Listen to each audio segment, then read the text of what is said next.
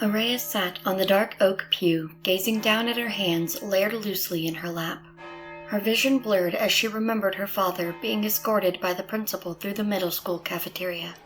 Students crossed between him and her as they passed from the lunch line to join their friends at the tables, smiling, laughing, talking with one another as if nothing in the world was wrong. All the while, she was approached by her father and greeted with the news that her grandmother was failing. A few days later, he now sat beside her at the funeral, his arms spread across the backrest behind her mother, caressing her shoulder. Auraya's little brother Seth curled beneath their mother's arm like a duckling hidden beneath a warm, feathered wing. Even though she left a slight distance between them, her father reached for her hands, stroking her fingers with his thumb. The eulogy hummed like a faint resonating static drifting past her ears. She was numb, as if the pressure of her loss made her fall asleep to her surroundings, like an arm or leg rested on for too long. During the car ride home, Auraya sat in the back seat, still and solemn as she had been at the church.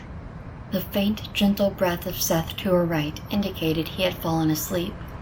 Auraya wondered if the others felt it as sharply as she did, until her attention shifted to her mother sobbing in the passenger seat, raising an arm with a tissue in hand to pat the sorrow falling from her eyes. Of course they felt it. Her mother even more so, since it was her mom they lost. Arriving at the house, Auraya exited the car, walked through the front door, and proceeded directly upstairs to her bedroom. She closed the door and hesitated. Right in front of her, a corkboard hung by the doorway, decorated with candid photographs, each capturing a cherished memory from over the years. They spread across her wall with no order to them, with no reason, but placed with feeling. She stepped backwards, slow and weak, until the edge of the bed embraced her, allowing her to fall back and let the gravity of the day win the tug-of-war she had been fighting. Her gaze, unfocused, blended the fan and ceiling into a single object. The room became dense and humid with her thoughts as they pressed in around her. The eulogy continued to echo in her ears, its cadence, not its content. From below, her family's footsteps tapped around as they gathered themselves in the house from the car. The front door shut, and the house settled into silence. Even the birds outside had fallen quiet. Auraya closed her eyes and began to reminisce about one specific memory. She exhaled a faint, gentle breath. She inhaled the familiar, warm, sweet scent of homemade cookie dough, pulling her back to one of the countless days in her grandmother's kitchen. The firm mixture squished between her fingers, sticky and cool. Bits of unmixed sugar crystals clung to her skin. Her grandmother's hands, veined and dusted with flour, moved gently beside hers, both sets of hands moving together effortlessly.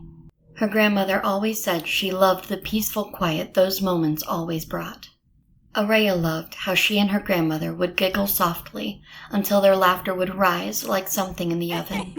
She would let her grandmother separate the dough into the lightly greased pans while chocolate chips were stolen in plain sight and tossed into the air to be caught in her mouth or missed with a giggle. Her grandmother played along, catching a few herself and laughing at the ones that bounced off her nose. The chain reaction caused even more laughter from the two of them to spill across the countertops. Another memory, framed by pines, with a glimpse of the mountain peak waiting for them in the distance, towering above the branches up ahead. The obscured trail bent left and right through the areas with less dense trees. Seth would run ahead and squat, with a stick in his hand, pointing at shapes in the dirt while attempting to identify tracks. When they caught up to him, her family stopped so her dad could retie his shoelace before crack. Auraya and her brother turned to see a white-tailed deer. It stood still, ears perked up alert, staring at them. No one dared to move. It was even more magical how the sunlight slanted through the trees, painting everything gold. Strips of sunbeams glistening against the dark fur of the doe. The light shifted on its back as it began to move again, stepping gently beside them, so close they could hear it breathe and feel the air shift around it. It was tempting to reach out, to touch it, but she decided not to startle the moment.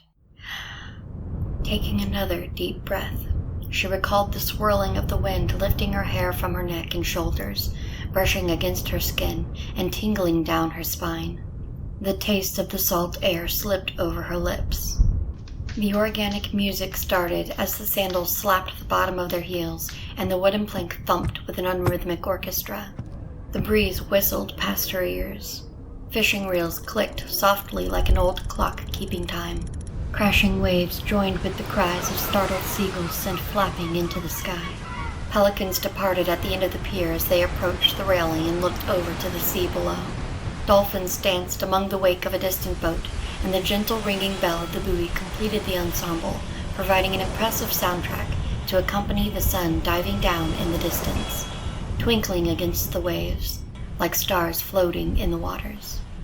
She could see the freshly shoveled sidewalks and driveways that made a snow-covered lawn a hilly battlefield perfect for snowball wars. Auraya and her best friend Jacob, both bundled in thick coats, ducked behind the barriers, red-cheeked and grinning. Every time they lost their balance on the uneven frosted ground, they would end up laughing so hard they could barely aim. Afterwards, they would call a truce and huddle inside by the fire, watching the steam rise from the festive mugs filled with hot cocoa and topped with melting marshmallows, mimicking the soft snowfall outside. Wrapped in the glow of the dancing flames, the final bits of snow in their hair turned to droplets and caught the flickering light. She enjoyed the winter days with him, but she loved the warm summer days they spent together even more. Those honey-orange afternoons spent beneath sunlit leaves she held the closest. They would wander to the park together and climb on the jungle gym or their favorite tree. He would take her hand and have her sit down in front of him to go down the slides together. They played hide-and-seek even though she always caught him peeking. However, the thing she loved most is when he pushed her on the swings. He never stood behind her.